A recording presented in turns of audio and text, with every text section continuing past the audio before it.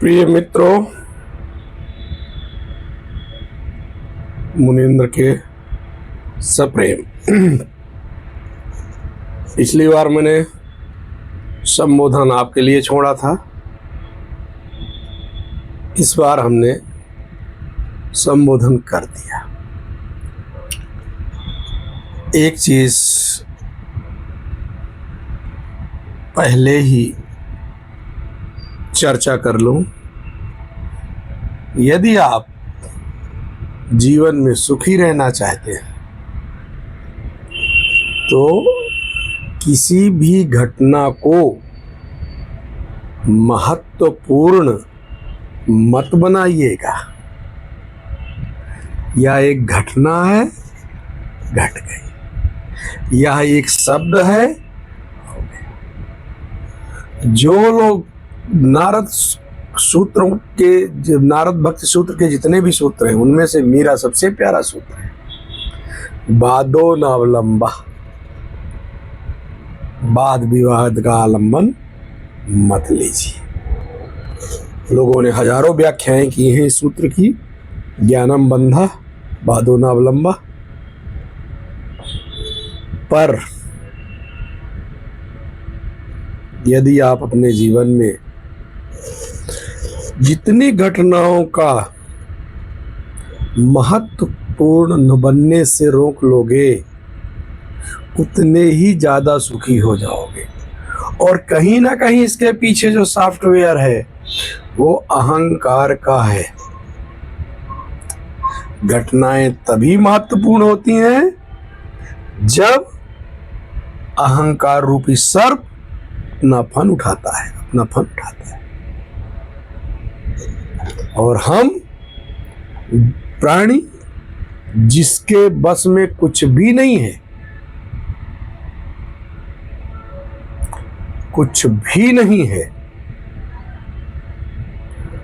वो अपने आप को कर्ता समझ लेता है।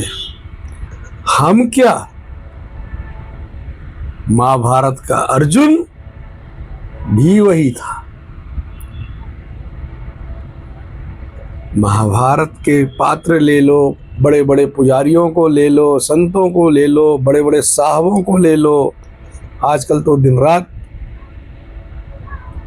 नशे में है, अहंकार में, और उनको लगता है कि वो सब पानी जैसे सीधे हैं। खैर, ये बहुत अच्छी बात है, विचारणीय बात है। हम सबको विचार करना चाहिए कि कितनी घटनाओं को हम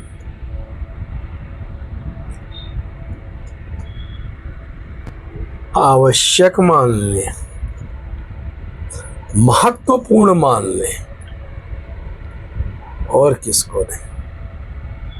हमारे गांव में भागवत की चर्चा आगे कर रहा हूं मैं, अजामिलोपाख्यान की। बहुत प्यारी बात आ गई। हमारे गुरुदेव थे, टीचर थे, पढ़ाया था हमने, श्री नामनाथ शर्मा जी। वो रजनीशी थे और हिंदुओं के सनातन के धर्मों को कम मानते थे। भाभी जी का स्वर्गवास हो गया तो उनके पिताजी उनके पास पूछने गए कि बेटा 13वीं करूं कि ना करूं। उसने इतना प्यारा जवाब दिया और विश्लेषण करके बताया लोगों को कि मेरे जीवन में तो हमेशा याद रहता है। बोले आप 13वीं करिए या 12वीं करिए, मुझे सब मंजूर है। मैं किसी घटना को महत्वपूर्ण नहीं बनाता। यदि मैं मना कर दूं, नहीं मैं नहीं मानता, ये सब छोड़िए, अरे ये तो महत्वपूर्ण हो गई, मतलब इसके नकार को मैं स्वीकार कर रहा हूं। इसके न होने के लिए मैं बाध्यता पूर्वक लगा हुआ हूं। हमको जो घटना घटती है वो घट जाए। कमलवत सनातन धर्म के, हिंदू धर्म के शास्त्रज्ञों ने बोला है, कमलवत, कमल के पत्ते में पानी भरा रहता, चिपकता नहीं।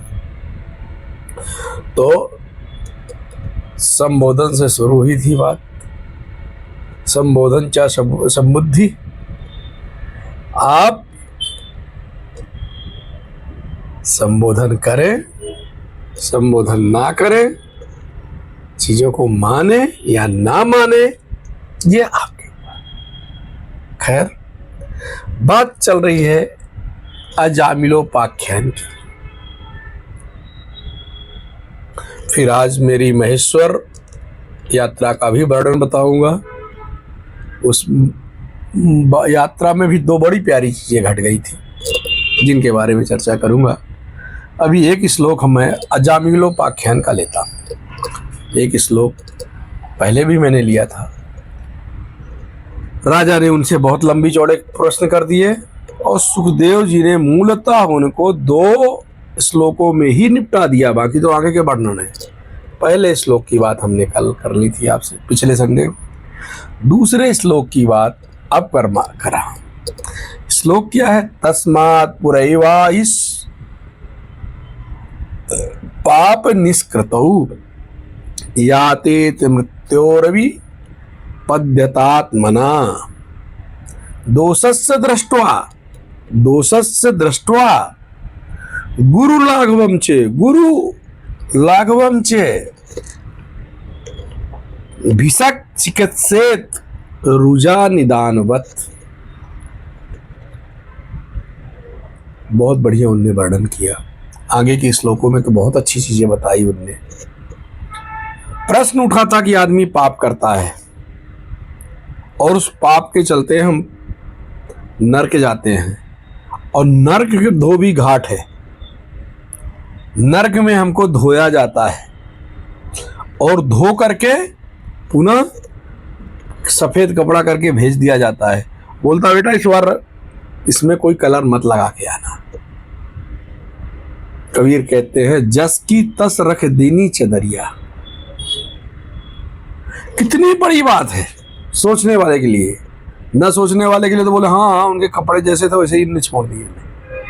ये चदरिया, ये शरीर, ये आत्म तत्व जैसा प्रभु ने बनाया था, हमने इसमें कुछ भी अल्टरेशन किए बिना, कोई भी दाग लगाए बिना जस की तस रख दीनी चदरिया,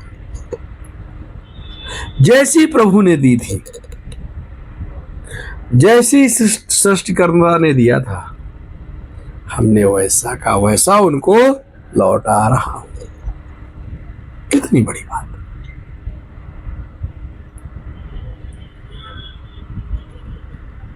महाराज सुखदेव जी जो सर्वज्ञ हैं, जिनने अपने पिताजी से भागवत कथा सुनी है, उनने बोला कि तुम्हारे पास तस्मात इसलिए पूरा एव इह पहले किया हुआ या अब किया हुआ पाप है। जो भी आपके पाप निष्कृत हो, जो भी आपके पाप हैं उनका निष्कृतौ प्रयासित करने का प्रयास करिए। और मैं पिछली बार भी बोला और इस बार भी बोलता हूं कि ये प्रयाश्चित का धंधा हर धर्म में, कोई भी धर्म हो, इतना बड़ा और इतना विकृत है कि ये लाखों अरबों करोड़ रुपए का व्यापार है। सब हम चारों धाम यात्रा कराए, बस अब सारे पाप हमारे टूट गए। हम हज करके आ गए, अब तो 100 चूहे मार बिल्ली हज को गई, इसी ने बोला है। अब हम हज करके आए या हम बेटिकन हो आए या प्रेयर कर लिए या पूजा करके अभिषेक करा लिए, हमारे पाप नहीं। अरे भाई पाप लगे कहाँ? सुखदेव जी कह रहे हैं, बातें बड़ी हो रही हैं, हम अपनी लाइन पे ही लौटेंगे। सुखदेव जी कह रहे हैं कि मृत्यु के पहले यतेत मृत्यो अभिपद्यतात्मना दोषस्य दृष्ट्वा, अपने दोष को देख करके गुरु लाघवम च यथा, यदि दोष बड़ा है, दोष छोटा है, उसको देख करके आप अपने प्रयासित करते जाएं। कपड़े को हर 8 दिन में धोते जाएं तो धोबी घाट नहीं भेजना पड़ेगा, नहीं बहुत डंडे पड़ेंगे। तो धोबी घाट से सबको डर लगता है। बात शुरू हुई थी वहां से कि धोबी घाट की नरक का वर्णन कोई आजकल सुनना नहीं चाहता। नया ट्रेंड से गरुड़ पुराण की जगह में भागवत का पाठ हो जाता है। धोबी घाट की कथा कोई नहीं सुनना चाहता है, पर हम कपड़े को गंदा करते हैं। तो निश्चित है यदि कपड़ा गंदा हुआ तो धोबी घाट जाना है। तो उसी तरह दूसरे श्लोक में सुखदेव जी महाराज कह रहे हैं कि अपने कर्मों का खुद ही प्रयासित करो। और प्रयासित कैसे करो इसका वर्णन अगले श्लोकों में उन्होंने दिया है, जिसको विस्तार से मैं बताऊंगा। मैं बता दूं कि प्रयाश्चित एक कर्म है। थोड़ा सा ऊपर सोचिएगा, प्रयाश्चित एक कर्म है और पाप भी एक कर्म है। एक कर्म से एक कर्म का निदान कैसे हो सकता है भाई साहब? हम प्रयाश्चित करने तीर्थ यात्रा में जाते हैं, हम प्रयाश्चित करने संडे को गिरजाघर जाते हैं, हम प्रयाश्चित करने और कहीं जाते हैं। एक कर्म से दूसरे कर्म का निदान नहीं होता। आपको उस कर्म से ऊपर कुछ करना पड़ेगा, तभी उसका निदान करे हो पाएगा। कुछ बड़ा कर्म करना पड़ेगा, और जब वो बड़ा होगा तो कर्म नहीं रह जाएगा। उनने कहा है कि आप आत्मचिंतन, आत्ममंथन, आप दृश्य, अपने आप को देखना, अपने आप का चिंतन करना, अपने मन में ही करना है आपको। यही आपका प्रयाश्चित होगा। और जब कारण कितना छोटा कारण है, छुपा हुआ कारण, आप किसी के पाप करने के कारणों के बारे में यदि विचार करोगे तो आपसे कारण होगा ही। आपसे विचार होने के बाद आप शुद्ध होगा कि ये गलत है, तो आप उस काम को करोगे ही नहीं। कितनी अच्छी बातों को लपेट के सुखदेव जी ने दिया है समाज के लिए, पर हम सांसारिक व्यक्ति कतई नहीं सुनना चाहते हैं। उद्विग्न मन से हजारों पाप करके हम पूजा में बैठते हैं और बस पूजा खत्म हुई, हम मान लिया हमारे पाप खत्म। हमारा जो इसके पहले मना स्थिति थी वो अभी भी वही मना स्थिति है। हम उतने ही पाप पहले भी कर रहे थे, उतना पाप अभी भी कर रहे हैं। तो जिस तरह, इस श्लोक का मतलब, जिस तरह चिकित्सक बड़े या छोटे रोग को देख करके उसी तरह, जिस तरह दवाई की मात्रा आपको देता है कि बेटा ये चिंतन करके ये आपका मर्ज है और इसके लिए ये रोग है, भिषक चिकित्सेत, चिकित्सा से सप्तमी विभक्ति, चिकित्सेत, चिकित्सा से रुजा निदानम, रुजा होता है रोग, रोग का निदान करता है। ठीक उसी प्रकार आप अपने पापों का प्रयाश्चित जरूर करिए, और ऐसा करिए कि दोबारा पाप ना हो। यदि दोबारा पाप होता है तो प्रायश्चित करने का कोई मतलब नहीं होता। आगे राजा पूछता है कि महाराज, एक कहावत है कि हाथी को स्नान कराया जाए, है ना, हाथी के स्नान की तरह। साहब इसका क्या मतलब होता है कि हाथी को स्नान करवाने का क्या मतलब होता है? हाथी को आप स्नान कराते हैं, हाथी फिर बाहर निकलता है और सूंड से फिर अपने ऊपर धूल डाल देता है। तो राजा कहता है तो ऐसे ही आप प्रायश्चित प्रायश्चित चिल्ला रहे हो। महाराज हम तो, ये प्रायश्चित तो हाथी को नहलाने जैसा हो गया। हम प्रायश्चित करते हैं फिर हमारे ऊपर पाप चढ़ जाता है, फिर हम प्रायश्चित करते हैं, फिर हम पागी हो जाते हैं। तो इस प्रायश्चित का क्या मतलब हो गया महाराज?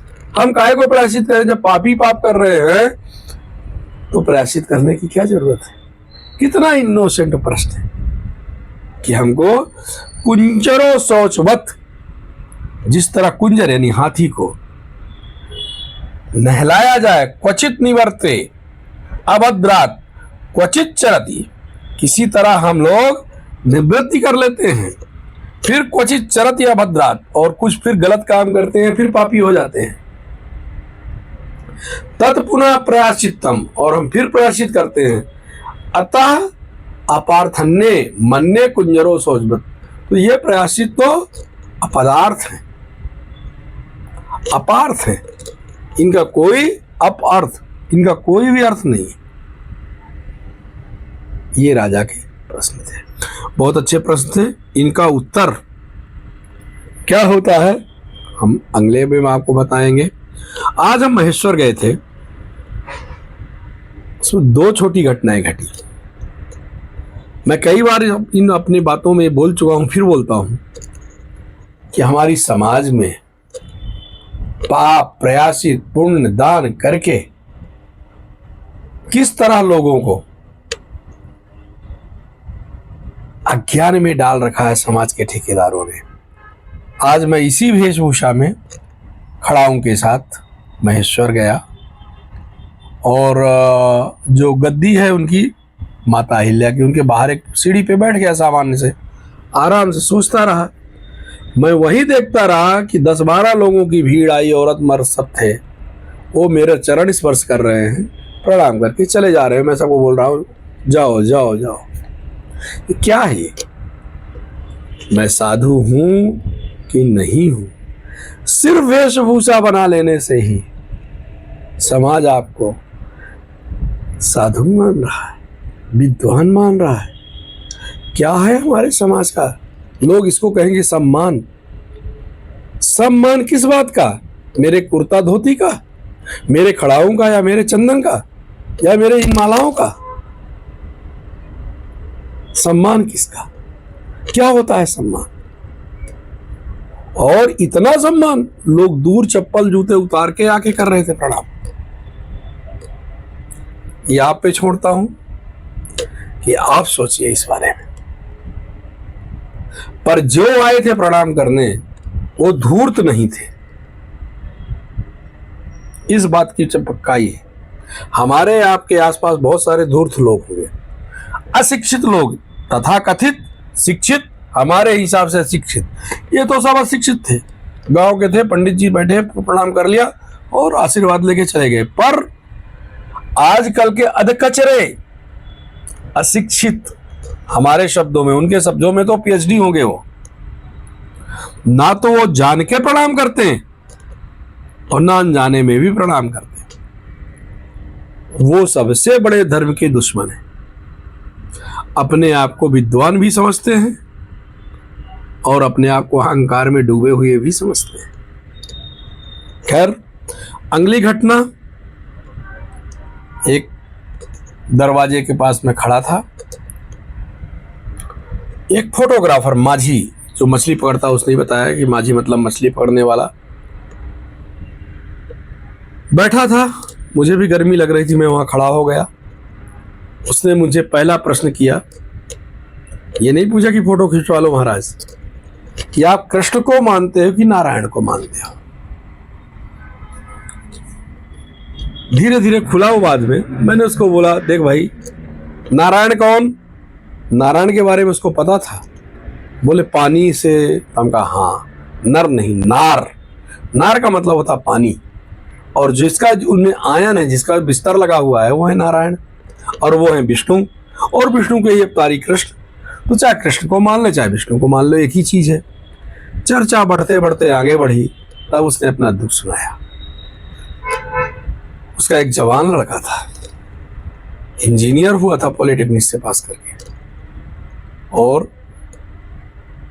ड्रिंक करके या कुछ प्रेम के चक्कर में उसने आत्महत्या कर ली थोड़े दिन पहले, 2-3 साल पहले। अब वो दुखी था। उसको जो भी बाबा साधु सन्यासी मिलते हैं उनसे वो शास्त्रार्थ करता है। उनसे ये पूछता, शास्त्रार्थ डंडा चलाने वाला नहीं, शास्त्र का अर्थ नहीं है कि शस्त्र उठा के मारो। अपनी जिज्ञासा रखता कि महाराज मेरी क्या गलती थी कि ये लड़का मुझे दुख दे के गया। मैंने उसको बताया, भाई देख, ना तो मैं भविष्य वक्ता हूं, ना भगवान कृष्ण हूं कि जो अपने गुरु को लड़कियों को ले आए, अपने बड़े भाइयों को ले आए, और ना तो मैं उसका भाग्य पढ़ सकता ना तेरा पढ़ सकता। अच्छे शब्द बोल के सांत्वना दे सकता हूँ। काफ़ी देर तक उससे चर्चा हुई। मैंने उसको अर्जुन और अभिमन्यु का प्रसंग सुनाया। मैं बोला, यही मान के तू सांत्वना ले ले कि अर्जुन का क्या अपराध था जो अभिमन्यु मारा गया। इसलिए अपराध किस लड़के, उस लड़के का है या तेरा है, ये बात की बात है। जो हो गया सो गया। हमारे समाज में जिस तरह की धर्म की फीडिंग होना चाहिए वो नहीं होती। हमारे बाबा आते हैं, बड़े बड़े करोड़ों वाले बाबा आते हैं, करोड़ों का पंडाल अरबों का लगाते हैं, और जो सबसे ज्यादा चंदा दे देता है उसको अपने गले की माला उतार के पहना देते हैं और उसको गाड़ी तक छोड़ने भी चले जाते हैं। और जो इस जनता में काम करे, इनको टेक्निकली फीडिंग कहते हैं, रिलीजियस फीडिंग है, वो काम उनके बस का नहीं है। वो अच्छा नाच गाना कर सकते हैं, भाषण दे सकते हैं, पर सिर्फ अर्थ के लिए, सिर्फ पैसे के लिए, टीवी में बैठने के लिए, धर्म के उत्थान के लिए नहीं। राजनीतिक दल भी वही कर रहे हैं, ना तो वो धर्म का उत्थान कर रहे, कुछ लेना देना नहीं। खैर, हम इन सब चीज़ों से हमसे लेना देना नहीं। हमारा तो निवेदन यही है कि धार्मिक व्यक्ति सच्चा होता है, जो पहली घटना ने दिखाई, समर्पण होता है, और दूसरी घटना भी उसी के आसपास है। इसलिए आज काफ़ी अच्छी चर्चा रही, अच्छा भ्रमण रहा, भगवान के अच्छे दर्शन हुए, और ये अनुभव अपने आप में अलग था, सो आपके साथ हमने बांटे। और आशा है आप अपनी चीज़ों का, अपने दिमाग के शस्त्र का उपयोग करके धारदार बनाएंगे, इसी आशा से मुनींद्र के